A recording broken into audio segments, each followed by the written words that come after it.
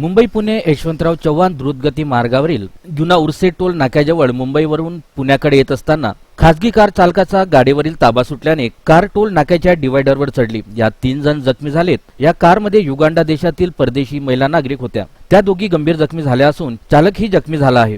या जखमींना पवना हॉस्पिटलमध्ये शिरगाव पोलिसांनी दाखल केले असून त्यांच्यावर उपचार सुरू आहेत। प्रथमदर्शी वाहन चालकांच्या मते ही कार अतिवेगात होती, त्यामुळे कार चालकाचा वाहनावरील ताबा सुटला आणि कार थेट जुना उर्से टोल नाक्याच्या सांगाड्यावर जाऊन आदळली।